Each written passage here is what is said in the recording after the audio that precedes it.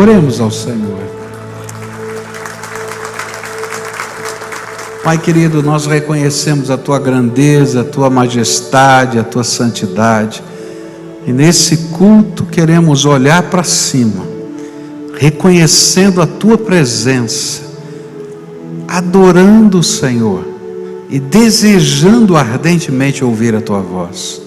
Fala conosco, Pai, dirige-nos, permita que possamos perceber aquilo que Tu tens para nós. É aquilo que oramos no precioso nome de Jesus. Amém e amém. Você pode sentar-se, querido. Nós vamos meditar nessa manhã no livro de Isaías, capítulo 30. E nós vamos olhar para todo o capítulo. Então eu vou ler a palavra de Deus à medida que a gente vai estudando o que esse texto tem para nos ensinar. E o tema desse texto é como nós devemos nos portar diante das crises que se abatem sobre a nossa vida. Como é que a gente lida com essas situações de conflito, de problemas, de dificuldades, em todas as ordens? Como é que Deus vê, qual é a perspectiva de Deus para essas situações? É sobre esse assunto que o profeta Isaías vai falar. Agora, aquilo que Isaías vai dizer aqui tem muito a ver com aquilo que o apóstolo Paulo ensina em 1 Coríntios 2,14, onde a palavra do Senhor vai dizer assim para a gente, em 1 Coríntios 2,14: Ora, o homem natural não aceita as coisas do Espírito de Deus, porque eles são loucura, e não pode entendê-las, porque elas se discernem espiritualmente. O que Isaías vai ensinar para a gente é que nem sempre os caminhos do Senhor para nós seguem aquilo que nós chamamos de senso comum, e por causa disso parecem loucura aos olhos das pessoas. Eu queria que você pudesse entender o que está acontecendo no contexto do capítulo 30 de Isaías.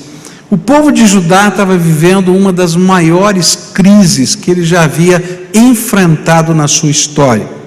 Havia um poder econômico e um poder bélico de um país chamado Assíria, e essa Assíria vinha conquistando toda aquela região onde está a Palestina.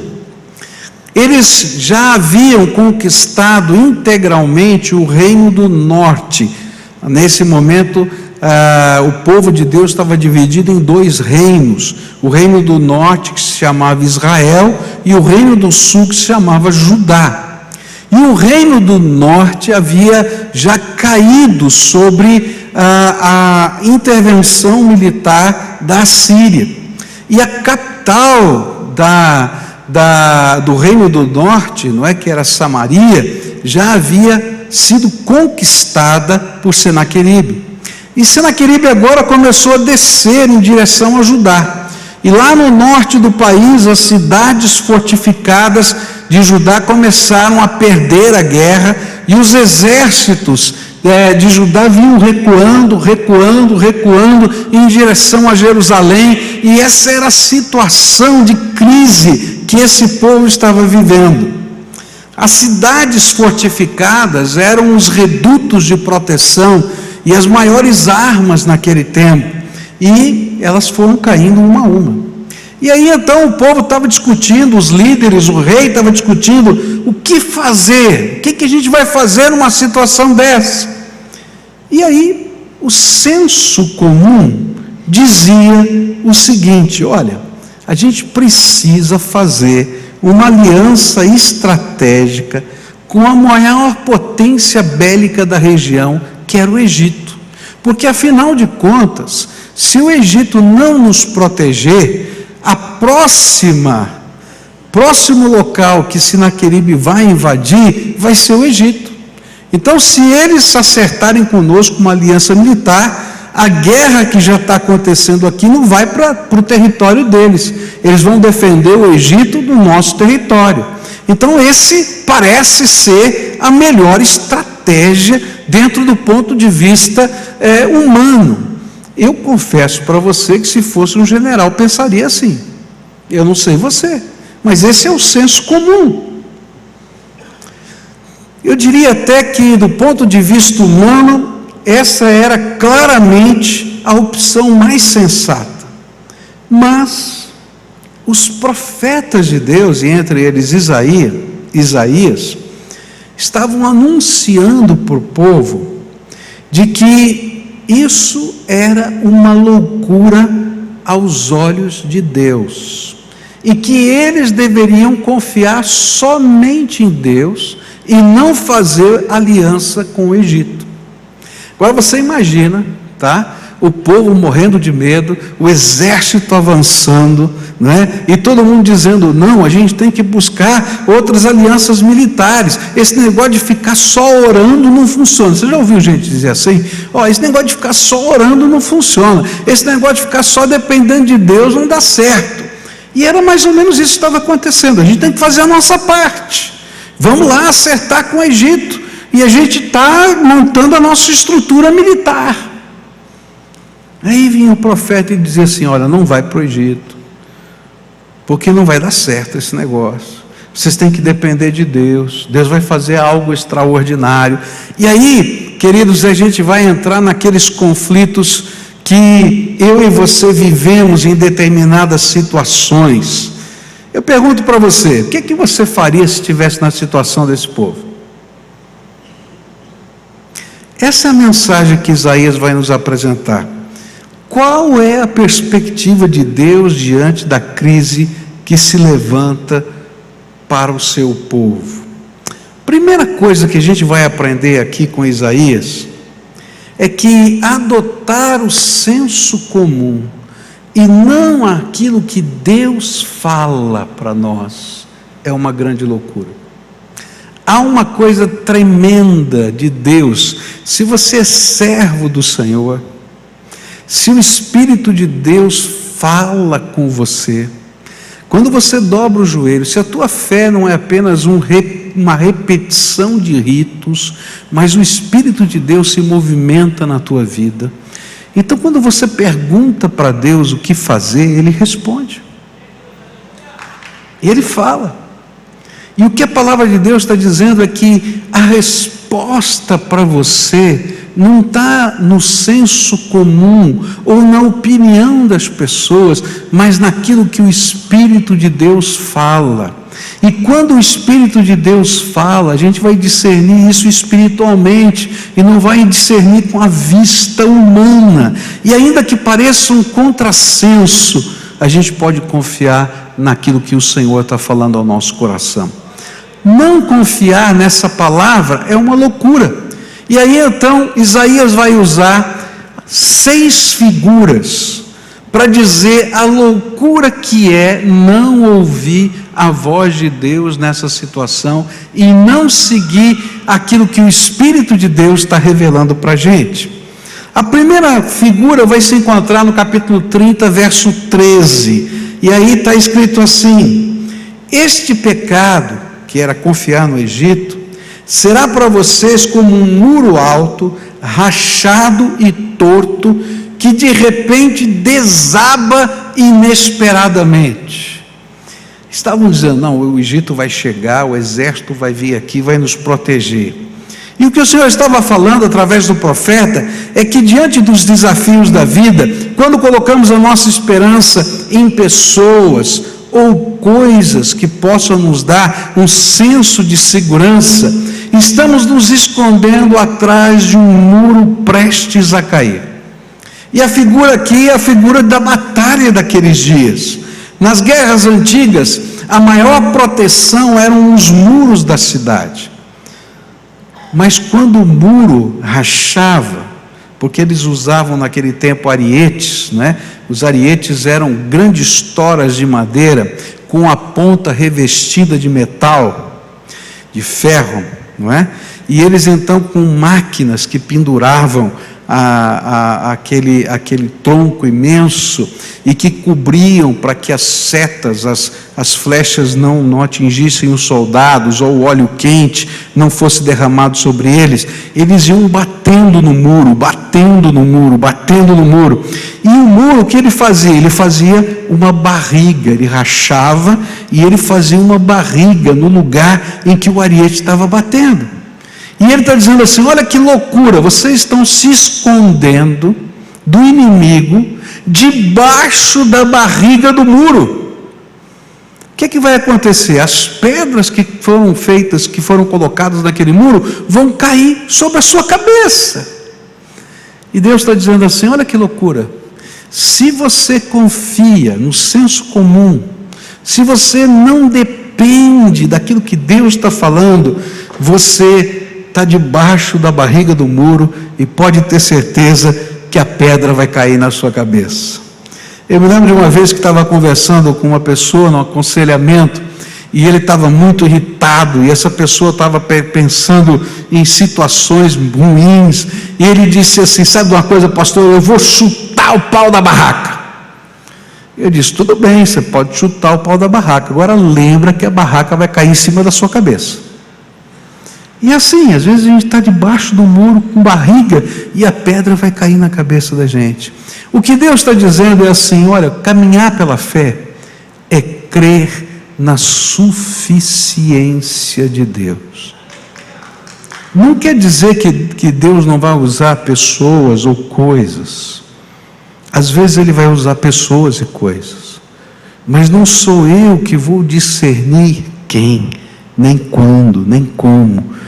Deus vai revelar para mim a sua vontade. E naquele contexto Deus estava dizendo: não é o Egito. Não é o Egito. Segunda figura que ele vai apresentar aqui, está no verso 14 desse texto. Ele diz assim: ele o fará em pedaços como um vaso de barro tão esmigalhado que entre os seus pedaços não se achará caco que sirva para pegar brasas de uma lareira ou para tirar água da cisterna. Nessa segunda figura, Deus compara a nossa estratégia, a nossa capacidade de articular soluções diante da crise, a um jarro estilhaçado, não é quebrado, é estilhaçado, cujos pedacinhos são tão pequenos que não são suficientemente grandes nem para pegar brasas para acender um novo fogo. Lembra que naquele tempo não tinha fósforo. Como é que acendia, né? Você pegava a brasa de algo que já estava aceso e colocava para fazer fogo. E eles usavam o quê? Cacos de jarro quebrado. Mas assim, o caquinho é tão pequenininho que não dá para pegar a brasa. Quanto mais pegar água para saciar a sede. E o contraste aqui é a opção que nós estamos fazendo entre confiar na inteligência de Deus ou confiar na minha própria inteligência. Agora, confiar na inteligência de Deus, às vezes, é um contrassenso. Eu tenho usado esse exemplo algumas vezes, não é? Mas eu acho tão importante. É porque Deus disse para Moisés, quando ele disse: bom Senhor, como é que a gente vai fazer para atravessar o deserto com todo esse povo? E Deus disse para Moisés: segue a nuvem. Agora você imagina Moisés chegando para os líderes do povo e dizendo: gente, e eles estão perguntando qual é a rota da nossa fuga. Ele disse: não tem problema, Deus me revelou que a gente vai seguir a nuvem. É louco, é doido. Mas a Bíblia está dizendo para a gente que seguir a nuvem, ou seguir a orientação de Deus, é a maior de todas as sabedorias. Porque quem pode conhecer mais qualquer coisa do que o Deus Todo-Poderoso? Agora, o que acontece é que a nossa vida com Deus é uma vida de fé, onde a gente vai ter que aprender a andar por causa da orientação dEle. por causa daquilo que nós cremos a respeito dele. Cada vez que ele está nos ensinando o caminho, cada vez que ele está apontando a direção, cada vez que ele está dizendo essa é a solução, ainda que seja contra o senso comum, que essa palavra é a maior de todas as sabedorias. E o que Deus está dizendo é assim: olha, a tua inteligência é tão pequenininha, mas é tão pequenininha, que é como se fosse um caquinho de jarro quebrado, que não presta para nada. Agora, sabe qual é a grande crise do homem? É que ele é tão orgulhoso de si mesmo, que ele acha que ele é o máximo, e que Deus não sabe nada da vida. Por isso Deus às vezes nos coloca diante do Egito, para dizer: você confia mesmo em mim? Você pode andar comigo? Confiar na nossa inteligência é como se você estivesse estudando medicina, e você dissesse assim: olha, eu não quero usar o livro que saiu agora em 2016, sobre as melhores técnicas cirúrgicas do abdômen. Eu prefiro usar o livro tão comprovado historicamente, publicado há 150 anos atrás, quando nem se sabia que existia bactéria. Você quer operar com um homem que está estudando com o livro de 2016 ou com esse de 150 anos atrás? Deus conhece todas as coisas. Todas as coisas. Todas as coisas. Terceira figura. Aí é interessante, porque nos versículos 16 e 17, Deus está falando das estratégias que eles estavam pensando. Pelo contrário, disseram assim: não, nós vamos montar cavalos ligeiros e assim escaparemos do inimigo, pois fujam se puderem, mas os cavalos dos inimigos são mais ligeiros do que os seus. 1000 de vocês fugirão de um só inimigo que os atacar, 5 inimigos farão com que vocês todos fujam. Os poucos que restarem parecerão um mastro de bandeira sozinho no alto de um morro. A terceira figura é a loucura de se trocar o poder de Deus pelos meios que possuímos para contornar a crise. Às vezes a gente não consegue vencer uma crise, e o que a gente faz? A gente tenta contornar a crise, fugir dela, e às vezes a gente usa ferramentas, meios para isso, e Deus está dizendo: olha, é uma loucura você trocar o meu poder pelos meios que você possui. E eles pensavam assim naquele tempo: se nada der certo, pegamos os cavalos velozes e fugimos para o Egito, que nos prestará socorro. Mas Deus está dizendo: nem os meios de fuga que vocês possuem são eficazes, pois a crise vem mais rápido do que podemos fugir dela. E quando ela chega, não há como se esconder. Nosso muro já caiu, o jarro já quebrou e o nosso precioso óleo já se derramou. O que a Bíblia está dizendo é que você não precisa de cavalos velozes, você precisa dos milagres de Deus na sua vida. É por isso que Davi disse assim: uns confiam em carros, outros confiam em cavalos, mas nós faremos menção do nome do nosso Deus. Eu acho tremenda a história de Davi, porque ele aprendeu isso na prática. Quando o gigante Golias começou a lançar impropérios contra Deus, ele disse: não, eu vou enfrentar esse homem. Está pensando o quê? Está colocando aí o meu Deus, eu confio no meu Deus. E aí então eles disseram: olha, vamos fazer o seguinte, você é muito jovem, vai enfrentar. Tem certeza? Tenho, o Senhor está comigo. Não, Então faz o seguinte, veste a armadura do rei, é a melhor armadura que tem. E aí a Bíblia diz que ele vestiu a armadura do rei e não sabia andar com ela. Ele disse assim, olha, não dá certo esse negócio de armadura não, eu vou com as minhas pedrinhas e meu pedaço de pau. Literalmente isso. E quando ele chegou, Golias olhou assim, está pensando que eu sou cachorro, que você vai me enfrentar com pedrinha e um pedaço de pau? Eu vou arrancar a tua cabeça. Ele disse, não, não vai não, eu que vou arrancar a sua cabeça. Por quê? Porque uma pedrinha com Deus vale mais do que toda a armadura humana. E a gente precisa dos milagres de Deus na nossa vida. E quando a gente depende da sabedoria de Deus, da intervenção de Deus, dos planos de Deus para nós, Deus revela o seu poder milagroso. Eu queria contar para você o que vai acontecer no final dessa história. No final dessa história, a misericórdia de Deus vai alcançar esse reino do sul. Eles vão fazer muita coisa errada, mas a misericórdia de Deus vai alcançá-los. E aí o Senhor vai dizer para o rei Ezequias, rei Ezequias, não fica com medo não. E é interessante porque Senaqueribe chega aos portões de Jerusalém.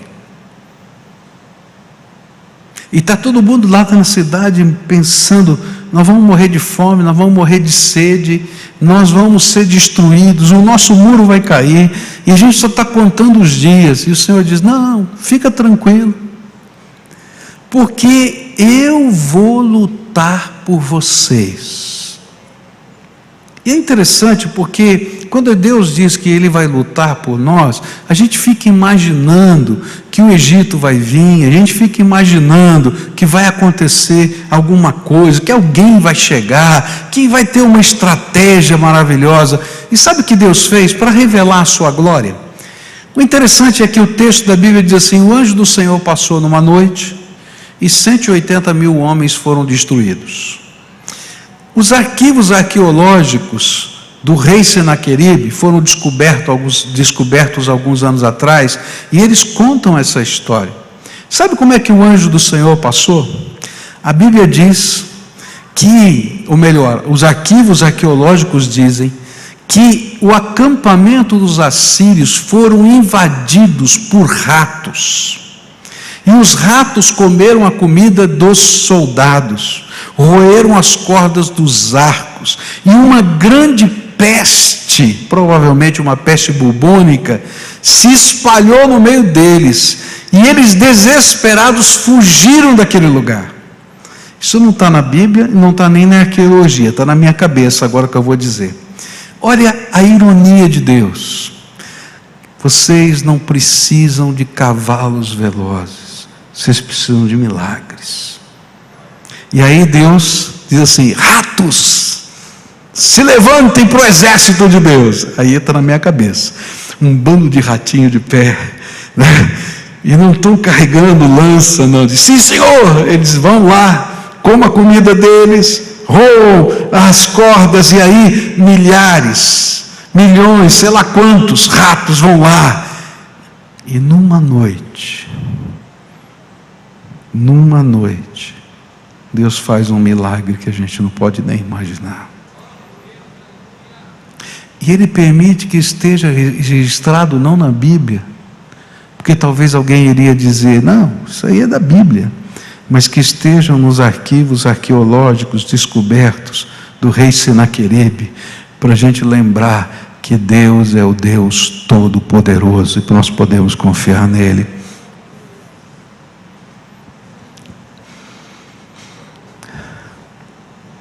Quarta figura. A quarta figura está nos versículos 6 e 7. E diz assim: esta é a mensagem de Deus a respeito das feras da região do sul. Os embaixadores atravessam uma região perigosa e difícil, onde há leões, cobras e dragões voadores. Nas costas dos seus jumentos e dos seus camelos vão os presentes e as riquezas que eles levam para um povo que não pode socorrê-los, pois a ajuda do Egito não vale nada por isso estou pondo no Egito o apelido de dragão manso. A quarta figura era a confiança que o povo tinha nos recursos financeiros. Esta aliança estratégica com o Egito não era uma mera negociação política ou militar. Ela envolvia comprar a proteção dos exércitos do Egito. Por isso o Senhor estava tentando mostrar a tolice de se confiar no poder do dinheiro para resolver as nossas crises. Ele está afirmando que os seus filhos estariam dando as suas riquezas, dádivas do Senhor para eles, pois todo o sustento vem do Senhor para comprar soluções inúteis. E o resultado desse tipo de ação era que eles ficariam pobres e continuariam indefesos, sem resposta para a sua crise. Na mais recente crise do nosso estado, do estado aqui do Paraná, onde fiscais da Receita Estadual estão sendo presos por venderem proteção para o não pagamento de multas, eu vejo aqui essa cena bíblica. Tem gente que confia na sua grana e vai lá e paga o fiscal para não dar multa. E olha a ironia. Ele paga o fiscal, depois o fiscal dá uma pequena multa, ele paga a multa. Agora o fiscal foi preso, o cálculo está sendo refeito, ele vai ter que pagar a multa inteira e ainda corre o risco de ser preso. Está entendendo? Não é esse o jeito de Deus. O jeito de Deus é fazer a coisa certa. Aí tem gente que diz assim, não faz a coisa certa, você vai quebrar coisa nenhuma, porque você vai contar com a bênção de Deus. Faz o que é certo. É um contrassenso. Não, mas é o jeito de Deus. E Deus abençoa. E quando Deus abençoa, quem pode roubar de nós a bênção? Está entendendo? Toma cuidado para não dar o ouro para o bandido, que ele vai ficar com o teu ouro, e você não vai ter proteção nenhuma. Parodiando esse texto aqui, eu diria assim, vai o ouro, vai o camelo, e fica o burro desprovido de solução. Não é verdade? A grande questão é que, às vezes, nós trocamos a proteção de Deus pela compra de proteção de quem não tem capacidade de proteger. Quinta figura aqui, nossa coragem de enfrentar o deserto e as feras. E aí vai aparecer aqui nos versículos 4, 5, 6 e 7. Diz assim: os embaixadores de Judá já chegaram ao Egito, às cidades de Zoan e de Ranes, mas eles só sentirão vergonha, pois os egípcios não ajudarão em nada, pelo contrário, serão motivo de vergonha e humilhação. E esta é a mensagem de Deus a respeito das feras da região do sul. Os embaixadores atravessam uma região perigosa e difícil, onde há leões, cobras, dragões voadores. Nas costas dos seus jumentos, dos seus camelos, vão os presentes e as riquezas que eles levam para um povo que não pode socorrê-los. Pois a ajuda do Egito não vale nada, por isso estou pondo do Egito o apelido de dragão manso. A figura aqui era dos heróis nacionais. O povo celebrava a notícia de que seus heróis salvadores conseguiram chegar ao Egito. Eles representavam a coragem e a determinação dos heróis. Alguns soldados, alguns embaixadores tiveram que atravessar lugares perigosos, vigiados pelo inimigo, Por isso eles não podiam seguir as rotas comerciais e as estradas já abertas, elas estavam sendo guarnecidas pelo inimigo, não podiam passar por lá. Eles precisavam achar caminhos alternativos, cruzar o deserto, ir por regiões selvagens e perigosas, e enfrentar não somente o inimigo, mas também os bandidos e as feras. Eles eram os heróis nacionais. Mas o que o Senhor está afirmando é a tolice de confiar em si mesmo para resolver as crises. Nem toda coragem do mundo é suficiente. Podemos até ter aparentes vitórias, como eles. Eles chegaram no Egito, mas a coragem deles foi inútil, e ainda virou vergonha e humilhação quando eles não puderam voltar com socorro. Pois os heróis agora eram os covardes, que abandonaram o povo à sua própria sorte, porque eles não voltaram, nem com os exércitos e nem sozinhos. Confiar em si mesmo é orgulho, é vanglória, porque o segredo da vitória é a confiança inabalável no Senhor. O segredo da vitória é o plano que Ele revela e aprova. O segredo da vitória é o caminho da fé. Parece um contrassenso, mas é isso que a Bíblia está dizendo para a gente. A sexta e última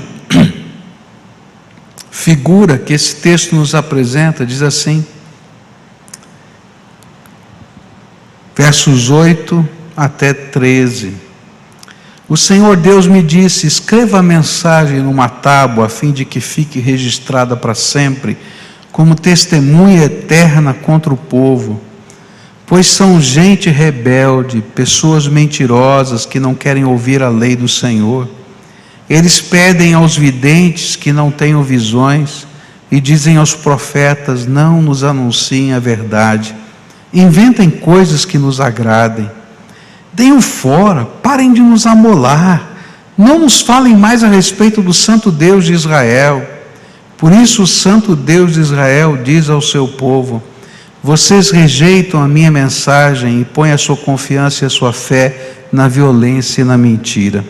Portanto, esse pecado vai trazer a ruína para vocês. A sexta figura de tolice do povo diante da crise era tentar construir uma religião que se acomodava ao senso comum, mas que não os confrontava à verdade de Deus. Naquele tempo, no meio da crise, tinha muita gente orando, tinha muita gente participando dos cultos, aparentemente buscando a vontade de Deus para suas vidas.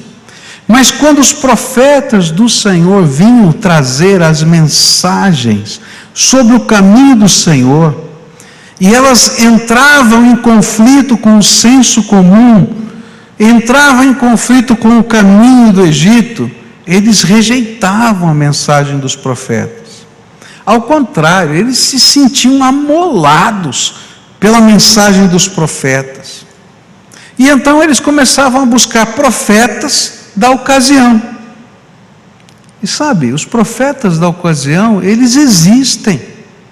E eles são o fruto dos nossos corações obstinados, dos filhos rebeldes, da fé mentirosa, da construção de planos e caminhos pessoais que Deus não revelou e não aprovou. Por isso Deus vai dizer nos versículos 1, 2 e 3 desse texto: ai dos filhos obstinados, declara o Senhor, que executam planos que não são meus, fazem acordos sem minha aprovação, para juntar pecado sobre pecado, que descem ao Egito sem consultar-me, para buscar proteção do poder do faraó e refúgio à sombra do Egito. Mas a proteção do faraó lhes trará vergonha, e a sombra do Egito lhes causará humilhação. Escolher esse tipo de religião que não confronta com a verdade, que não impõe restrições à vida, é confiar no opressor e no perverso, é confiar no inimigo das nossas almas. Pois é o inimigo das nossas almas quem nos convida a abandonar o caminho do Senhor. É por aí. Por isso diz o Santo de Israel: como vocês rejeitaram esta mensagem e apelaram para a opressão e confiaram nos perversos, é que eles não iam perder a bênção. A grande lição é que o Senhor está falando aqui, está tentando ensinar, é que precisamos parar de ser obstinados, desobedientes e tentar construir uma fé que seja adequada ao meu jeito de pensar. Eu tenho que ouvir a voz de Deus. E eu tenho que confiar no Senhor. E quando Deus fala conosco, pode ter certeza que algo tremendo de Deus vai acontecer. Ainda que pareça uma loucura. Agora, alguns não vivem uma comunhão com Deus a ponto de saber que Deus fala com eles. Se a sua fé é uma fé de ritos, então você está ouvindo essa mensagem, está dizendo: não estou entendendo nada. Como é que Deus fala? Agora, se você tem um encontro vivo e real com o Senhor, você conhece a voz do Senhor no seu coração. E aí você precisa não colocar os seus planos para Deus aprovar, mas buscar o plano de Deus para a sua vida. Agora, se você não conhece a voz do Senhor, a Bíblia diz que aquele que tem falta de sabedoria, peça a Deus, que Deus dá em abundância. E tem uma coisa que Deus tem prazer de fazer, é revelar-se aos seus filhos. É por isso que o versículo 15 desse texto, ele é tremendo. Ele diz assim: olha, nessa entrega está a salvação de vocês. Eu vou falar sobre esse versículo 15 hoje à noite. Queria convidar você para estar aqui, porque é tremendo o que Deus fala ali. Qual é o jeito de Deus para vencer a crise? A gente só viu um jeito que não é de Deus. Agora, qual é o jeito de Deus para a gente vencer a crise? E aí, todo o restante desse texto vai nos ensinar o jeito que Deus tem para nos ajudar a vencer as crises da nossa vida. Nessa manhã eu queria orar com você. Uma oração de fé. É interessante porque essas 6 figuras, elas não são todas as coisas que nos afastam de Deus, mas elas são a maioria das questões da nossa alma quando a gente está enfrentando um problema. A gente faz uma tabelinha de prós e contras. Quem já não fez uma tabelinha de prós e contras? Tem que tomar uma decisão na minha vida. Tem essas coisas boas, tem aquelas. Quem já não foi pedir um conselho para alguém? Eu me lembro que quando eu recebi o convite dessa igreja, eu fui conversar com um pastor mais velho. Na verdade, fui conversar com 2 pastores. E o interessante é que os 2 pastores falaram a mesma coisa para mim. Um deles era Werner Kachel. Ele disse assim: meu irmão foi pastor dessa igreja. Você quer um conselho? Não vai para lá não. Vai sofrer muito. Fui falar com o meu pastor. Meu pastor olhou: tu vai para o sul? Ih, rapaz, vai perder teu tempo. As igrejas lá não crescem. Mas quando fui falar com Deus, Deus disse assim: vai, porque eu vou te abençoar. Você está entendendo? E se eu não tivesse ouvido a voz do Senhor, eu não estaria aqui 27 anos. E não estaria vendo tudo isso que Deus fez aqui nesse lugar. Você já não fez a listinha de prós e contras? Eu também. Você já não buscou um monte de conselhos? Eu também. Não estou dizendo que a gente não deve buscar conselhos. Eu acho que faz parte da multidão dos conselheiros a sabedoria, diz a Bíblia. Mas há um conselheiro maior, o Deus Todo-Poderoso. E a gente tem que buscar a vontade de Deus para a nossa vida. Não é? Quem já não disse, olha, se nada der certo, eu tenho esse caminho de fuga. Ixi, eu tenho que confessar para você que eu sou o cara que tem o plano A, B, C, D, E, F, G para tudo. Mas uma coisa eu já aprendi: antes de qualquer uma dessas coisas, eu dobro o meu joelho e quero saber qual é a vontade de Deus para a minha vida.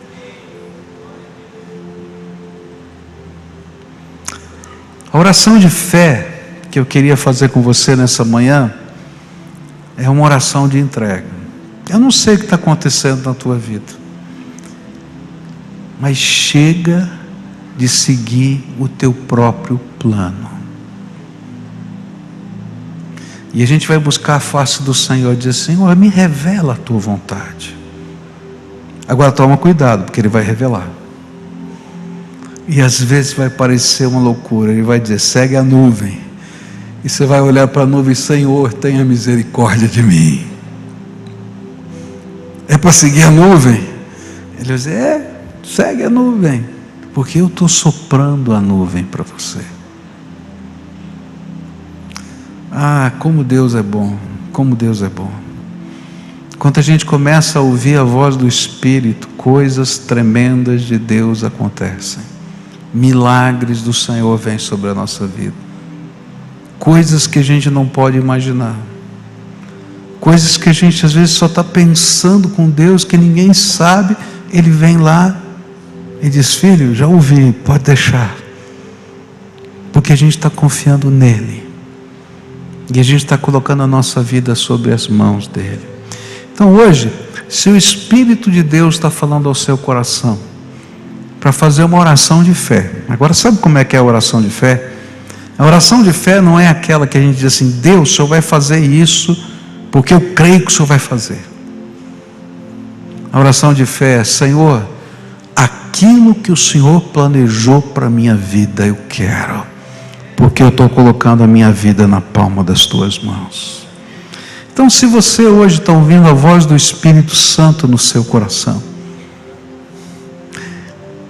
e tem coisas que são o muro com barriga, o caquinho quebrado, você vai colocar na mão de Deus hoje. Senhor, está aqui o muro, está aqui o caquinho, está aqui o camelo, está aqui o cavalo, está aqui o que o Senhor quiser, porque eu quero ouvir a voz do Senhor na minha vida e quero me comprometer com o projeto do Senhor para mim.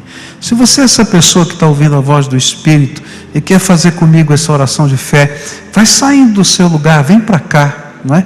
Se tem uma família que está vivendo uma luta, quem sabe até pensando em se separar, e o Espírito Santo diz assim: não é esse o caminho não, eu quero consertar, vem para cá em nome de Jesus, vamos seguir o projeto de Deus, que é amor, que é misericórdia, que é perdão.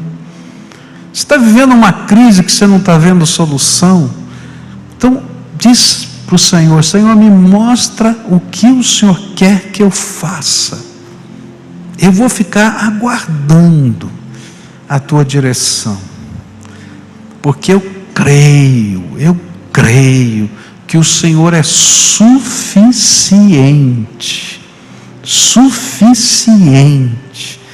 que o Senhor é poderoso, que o Senhor me ama e que o Senhor tem um plano para a minha vida. Então vem para cá, para a gente orar junto, uma oração de fé, uma oração de esperança, uma oração de entrega, um grito de socorro, que não luta com a vontade de Deus, nem quer construir uma fé acomodada aos padrões que eu já escrevi, ou já pensei. Então vem, em nome de Jesus, para a gente orar junto, porque o Senhor é a resposta. E essa é a grande verdade: o Senhor é a resposta. O Senhor é a resposta. O Senhor é a resposta. Vamos orar? Tem mais gente chegando, vou aguardar mais um minutinho aqui. Vem para cá, rapidamente, em nome de Jesus, vem para cá. Aqueles a quem o Senhor está chamando aqui. Que o Senhor quer fazer algo novo na tua vida.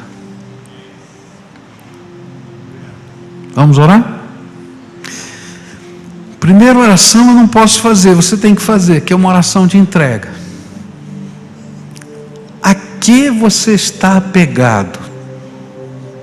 Coloca isso na mão do Senhor. Eu estou apegado a pessoas, eu estou apegado a recursos, eu estou apegado a esperanças. E diz: Senhor, Tu és a minha esperança. Do Senhor vai vir a resposta. Segunda oração que você vai fazer é uma oração de fé. Senhor, fala comigo e me mostra a tua vontade. Se for para seguir a nuvem, eu vou ter que aprender, Senhor, mas eu vou ficar olhando para cima para seguir a nuvem. Dá-me a tua graça, dá-me a tua graça. Eu quero ouvir a tua voz, eu quero conhecer o teu caminho. Se há alguma coisa que a palavra do Senhor falou com você e que você precisa tomar uma atitude, então agora nessa hora de oração você vai dizer: Senhor, eu vou fazer. Eu me lembro de uma ocasião que eu estava orando por um casal para ter filhos. Eles pediram para mim orar. Eu estava orando por eles e o Senhor falou assim: eu vou dar os filhos quando eles se casarem, porque eles não eram casados. E eu fui lá e com muito temor e falei: o Senhor me falou isso para vocês. E eles ouviram a voz. 2 meses depois eles estavam casados. No 3º mês ela engravidou. Porque Deus tem os seus jeitos de fazer. Então, se Deus está confrontando a tua vida com algum pecado, você vai colocar o pecado na mão dele agora. E dizer: Senhor, se é isso que está impedindo a tua bênção, estou colocando diante do Senhor, me ajuda. Pai querido, estende a tua mão agora de poder, estende a tua mão de cura, estende a tua mão de vitória. Tu és o Deus que nos abençoa, Tu és o Deus que nos sustenta. Então nesta hora, Senhor, vem com o teu poder sobre os teus filhos. Eu não sei o tamanho da crise, eu não sei qual é o tamanho da luta, não sei qual é o tamanho da aflição, mas eu sei quem é o Senhor. E eu quero te pedir: Senhor, vem agora como salvação, como socorro, como bênção, como libertação, como vitória. É aquilo que eu te peço em nome de Jesus. Amém e amém. Fica de pé, você que está de joelhos aqui. E a gente vai caminhar para o encerramento desse culto, mas eu quero fazer alguma coisa aqui com vocês. Primeira coisa: se tiver alguém que está vivendo uma luta, uma aflição, que gostaria que alguém orasse especificamente por isso, sabe? Às vezes a gente está vivendo uma batalha tão grande e a gente diz assim: será que alguém pode orar por mim? Lembra, a oração desse alguém não é mais poderosa do que Deus. Deus ouviu a sua oração, mas às vezes nós precisamos de um toque, de um carinho, de um abraço, tá? Então eu vou desafiar você, se você quer essa oração, enquanto a gente está terminando esse culto aqui, você vai sair com aquele pessoal de vermelho e vai dizer assim: eu vim aqui porque eu quero que alguém ore por mim, tá bom? Se tem alguém que ainda não conseguiu ouvir a voz de Deus, olha, eu não consigo entender esse negócio de ouvir a voz de Deus, eu creio, mas eu quero experimentar isso na minha vida. Se tem alguém que tem dificuldades para entregar o seu caminho, então você vai acompanhar esse pessoal que está lá de vermelho e diz assim: alguém pode me ajudar nessa jornada da fé? Porque eu tenho dificuldade. E aí vai ter alguém que vai ser seu companheiro de jornada, tá? É um irmão mais velho, pecador, cheio de defeito, não é alguém todo poderoso. Só tem uma pessoa que é todo poderosa, todo poderoso é o Senhor. é um irmão mais velho, só isso. Às vezes nem é tão mais velho assim, às vezes é até mais jovem, mas que está mais experiente na jornada, tá? Então, enquanto a gente está louvando, se você quiser, você vai sair por essa porta com aquele pessoal de vermelho, tá? Não é obrigatório, você vai conforme o teu coração, porque as coisas de Deus são um caminhar de fé, de voluntariedade, de prazer na presença do Senhor, amém? Então canta conosco essa canção, e se você quiser, acompanha aquele povo que está lá, tá? Se você não quiser, volta para o seu lugar, e a gente vai estar adorando o Senhor juntos aqui. Tu és o Deus desta terra, Tu és o Rei deste povo, és o Senhor da nação. Tu és a luz deste mundo, esperança para os perdidos. Tu és a paz para os cansados. Tu és. Ninguém é como o nosso Deus. Ninguém é como o nosso Deus. Declare. Grandes coisas estão por vir, grandes coisas vão acontecer neste lugar.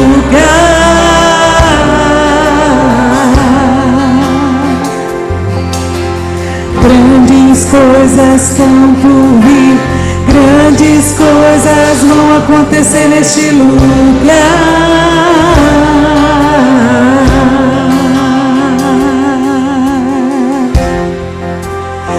Tu és o Deus dessa terra, Tu és o Rei deste povo, és o Senhor da nação. Tu és a luz deste mundo,